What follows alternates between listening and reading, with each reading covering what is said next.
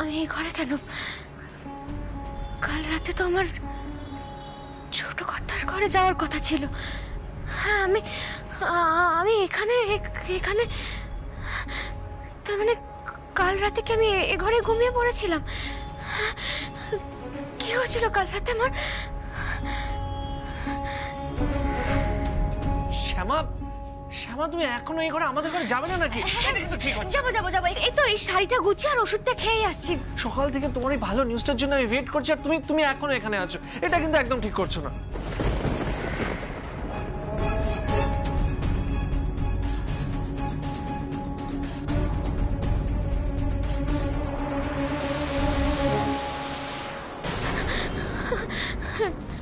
তারপর তারপর তারপর কি যেন হয়েছিল? আমি প্রথমে শাড়ি গোছালাম, তারপর ওষুধ খেলাম। হ্যাঁ, আর ওষুধ খাওয়ার পরে আমার মাথাটা কেমন ঘুরছিল না।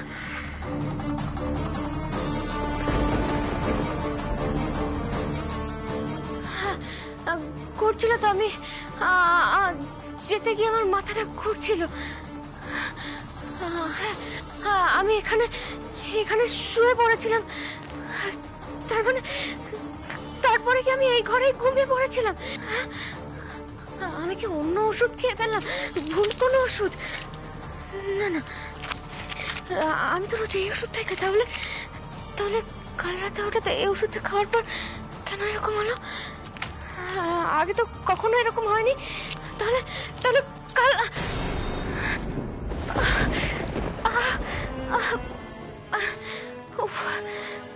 মাথাটা এখনো ঘুরছে।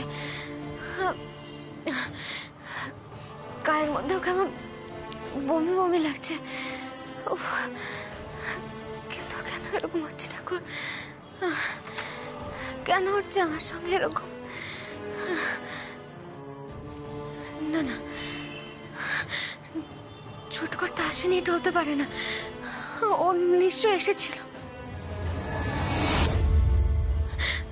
আর আমাকে ওইভাবে ঘুমোতে দেখে হয়তো রাগ করে চলে গেছে। রাগ তো করবেই, কত আশা নিয়ে বসেছিলাম আমি কাল ওর কাছে যাব, ওকে কথাটা বলবো। কিন্তু এখন আমি কি বলবো ছোট কর্তাকে? কি বলবো যে কাল রাতে কি হয়েছিল? না না, ছোট কর্তা তো আমাকে বোঝে। আমি বুঝিয়ে বললেও আমাকে ঠিক বুঝবে যে আমি ইচ্ছা করে এই ঘরে ঘুমিয়ে পড়িনি। হ্যাঁ, ওকে বরং আমি বুঝিয়ে বলি।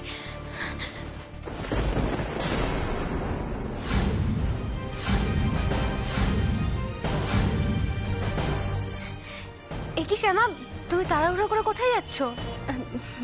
না, এই তো একটু। এই শ্যামা শোনো, বলছি তোমাদের মধ্যে কি কোনো প্রবলেম আছে নাকি? আমাদের মধ্যে মানে? উফ বাবা, তোমার আর নিখিল বাবুর মধ্যে কি হচ্ছে? কিছু ঝগড়া টগড়া হচ্ছে নাকি? কই না তো, সবই তো ঠিক আছে। Sure Shyama?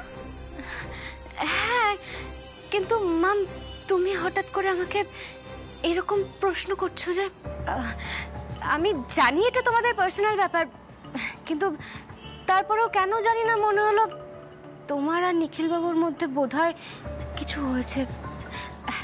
Shyama, don't mind please, কিছু মনে করো না। কিন্তু না না, ঠিক আছে, কিন্তু মাম তোমার হঠাৎ করে এরকম কেন মনে হলো? না, আসলে নিখিল বাবুকে দেখে মনে হলো উনি হয়তো কোনো ব্যাপারে খুব রেগে আছে। আর জানো তো কি যেন একটা বললো, শ্যামা এখনো ঘুম থেকে ওঠেনি। ওরে বাবা, সেটা শোনার পর তো আরো রেগে গেলেন, আর রেগে গিয়ে বলেন শ্যামা এখনো ওঠেনি, থাক ঘুমোক, ও সারাদিন ধরে ঘুমোক। কি বলতো শ্যামা, আমিও তো এর আগে নিখিল বাবুকে কখনো এইভাবে রাখতে দেখিনি, তাই দেখে একটু নিজেও অবাকই হয়ে গেলাম।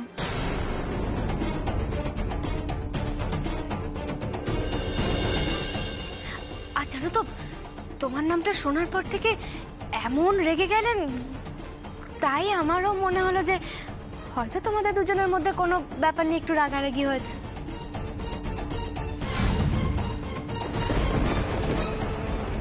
শ্যামা, বলছি জিজ্ঞাসা করলাম বলে তুমি আবার কিছু মনে করলে না তো? না না, কিছু মনে করিনি আমি।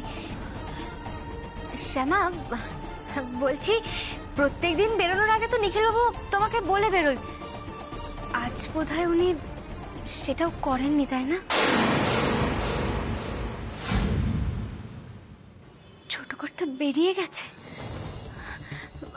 মাম, তুমি বলতে পারবে ছোট কর্তা কোথায় গেছে? না, তবে বলে তো গেলেন যে প্যান্ডেলেই যাচ্ছেন, তারপর অন্য কোথাও গেছে কিনা সেটা বলতে পারবো না গো। আচ্ছা শ্যামা, বলছি সত্যি তোমাদের মধ্যে কোনো প্রবলেম হয়নি তো?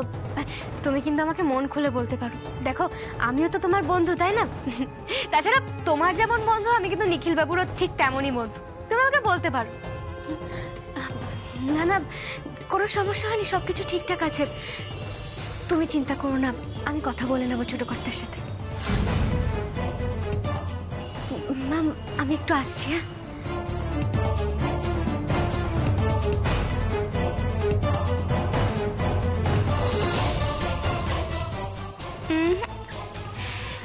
কথা বলেও এই মুহূর্তে বিশেষ লাভ হবে না শ্যামা।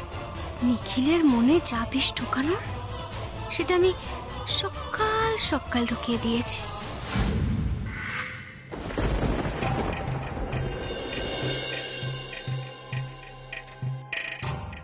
আসতে পারি? হ্যাঁ আসুন।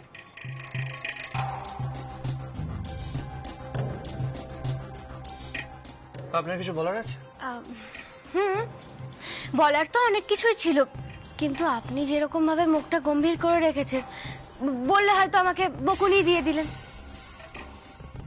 আপনার আমাকে ভয় পাওয়ার কিছু নেই।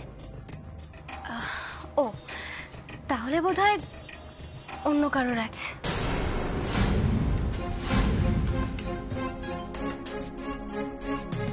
মাম প্লিজ ক্লিয়ারলি বলুন আপনি কি বলতে চান, প্লিজ। আমি বলতে চাইছি যে আপনার কি হয়েছে। কাল সারা রাত তো বোধহয় জেগেই ছিলেন আপনি। সেটা আপনি কি করে জানলেন? কি করে জানলাম মানে, আপনার ঘরে সারা রাত লাইট জ্বলছিল তাই জানলাম। আর আপনি বোধহয় ভুলে গেছেন যে এখনো আমি মুন্নির দেখাশোনা করছি, আর ওইটুকু বাচ্চা কখন খিদে পায়, কখন ঘুম থেকে জেগে যায়, তার জন্য তো সারা রাত আমাকে জেগে থাকতেই হয়। তার মানে আপনিও তো ঠিকভাবে রেস্ট নেননি। বাট ডোন্ট ওয়ারি, এটা আপনাকে আর বেশি দিন করতে হবে না, একবারে ছাড়া হাত পা হয়ে যাবেন, এটাই যা ভালো। কার ভালো নিখিল, তোমার না তোমার শ্যামার? আমার তো না।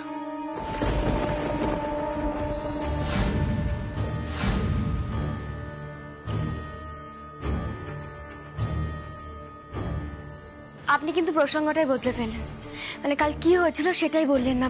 দেখুন শরীর ঠিক আছে তো আপনার? শ্যামাকে তো বলতে হবে, সেটা কি বলেছে? কোনো দরকার নেই। আপনার কি শরীরই খারাপ হচ্ছিল নিখিল বাবু, নাকি মন?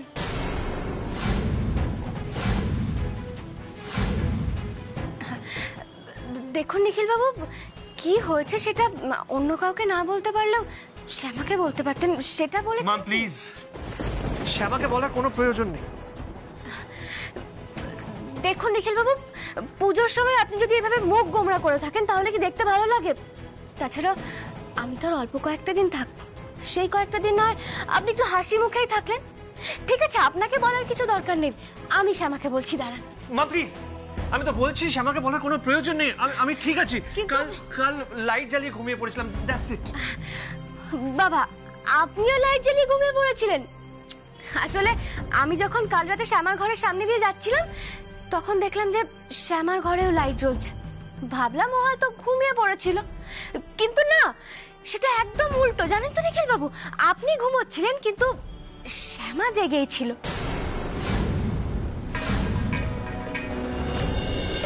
আমি ভাবলাম দরজা খোলা থাকলে লাইটটা নিভিয়ে দেব, কিন্তু তারপর শুনলাম ও কারোর সঙ্গে কথা বলছিল। মানে ফোনে কথা বলছিল, তাই আর ঢুকলাম না।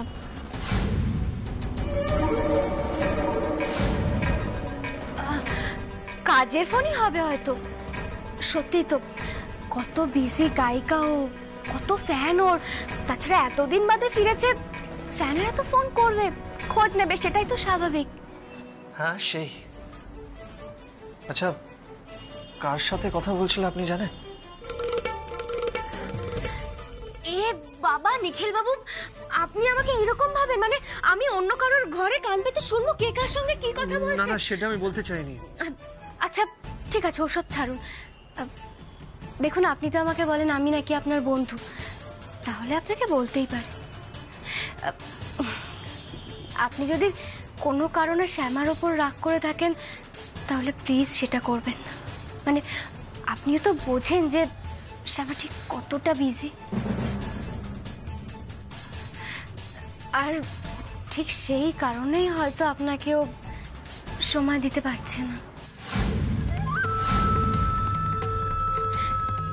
দেখুন, শ্যামা বাড়ির কত দায়িত্ব কর্তব্য পালন করে, পাড়ার পুজোর সঙ্গে সঙ্গে আবার সমাজ সেবাও করে। আর এতগুলো দিনও আদিত্য চৌধুরীর সঙ্গে থাকলো, আদিত্য চৌধুরী ওকে এত হেল্প করলো, আদিত্য চৌধুরীর সঙ্গে তো একটু যোগাযোগ রাখতে হয় ওকে, তাই না?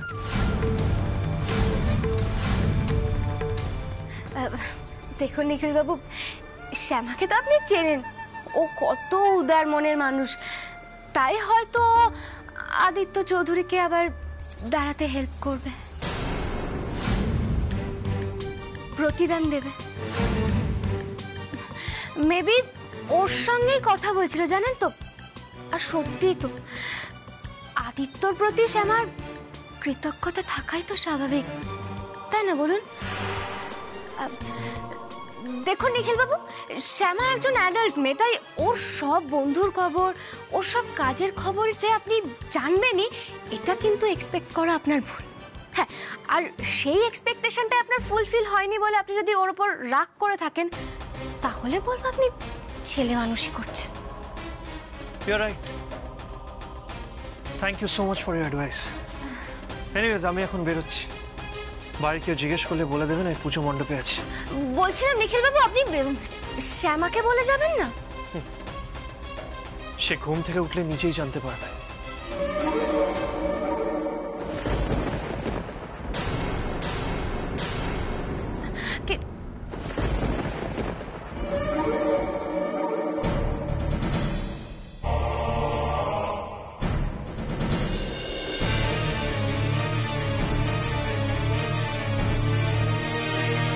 তোমাদের আমি কিছুতেই এক হতে দেব না শ্যামা। তুমি এখন কিছুতেই জানতে পারবে না নিখিল যে শ্যামা তোমার সন্তানের মা হতে চলেছে। পুজোর এই কদিন তোমাদের মধ্যে দূরত্ব বাড়ানোর জন্য যা যা করতে হয় সব করব আমি। আর আমার প্ল্যান অনুযায়ী পুজোর পরেই চিরবিচ্ছেদ হবে তোমাদের।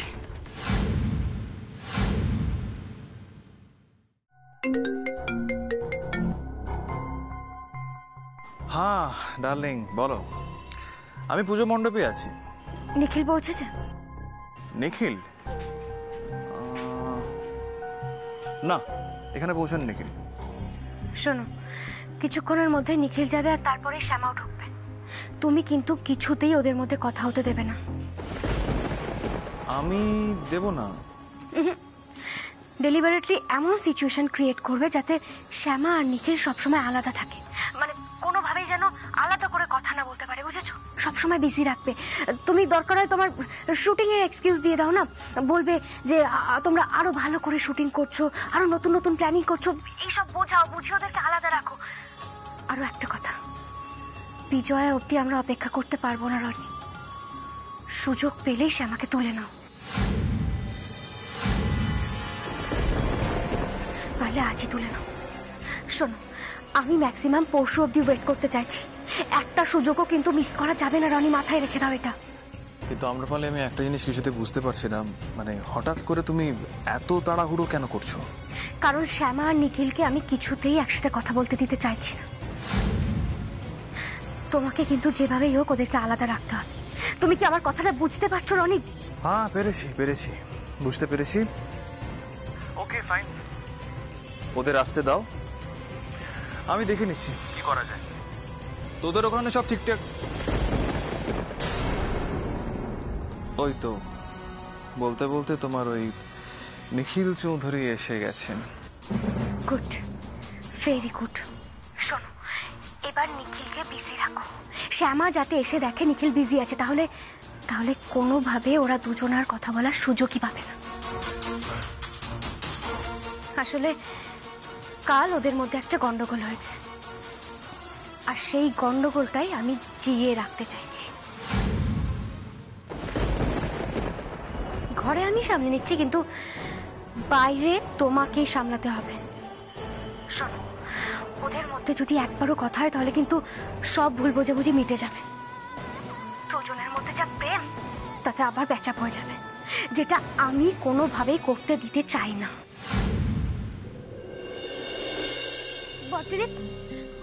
শ্যামা, তোমার উঠতে আজকে এত দেরি হলো?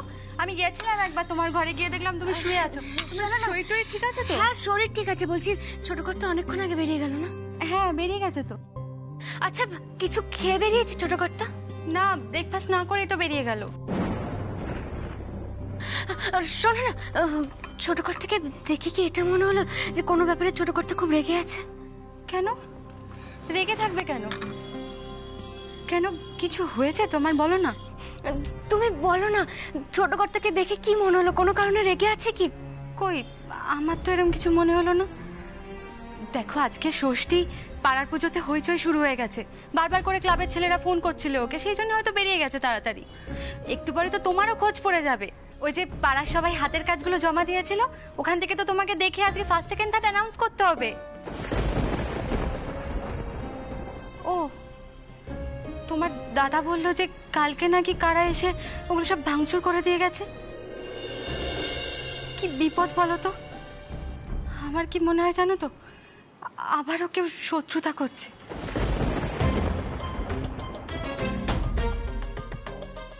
জানি না বর্দিদি, নতুন কোন বিপদ আমাদের জন্য অপেক্ষা করছে।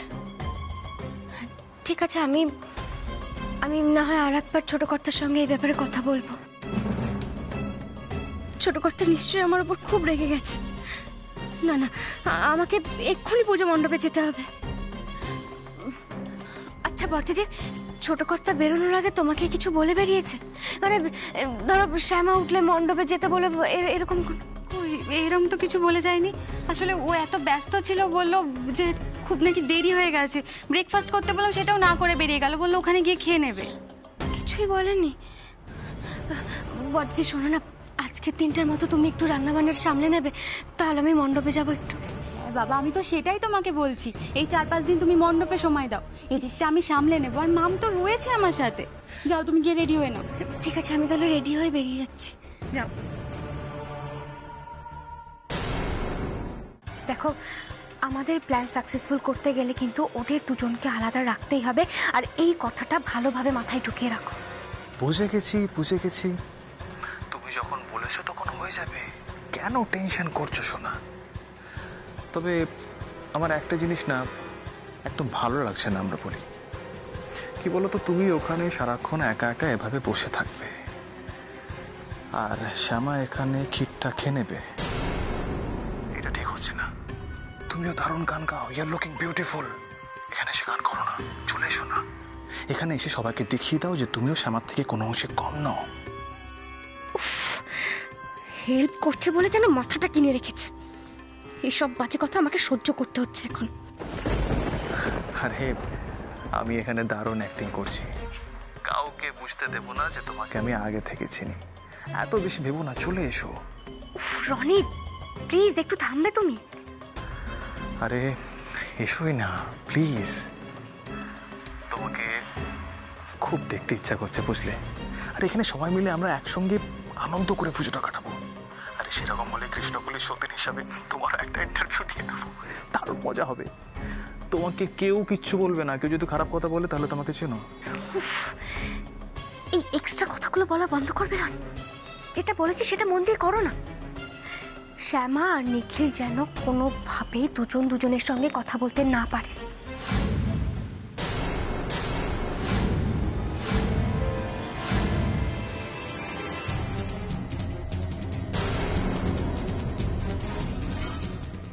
যা বাবা, রাগের কি এমন বললাম?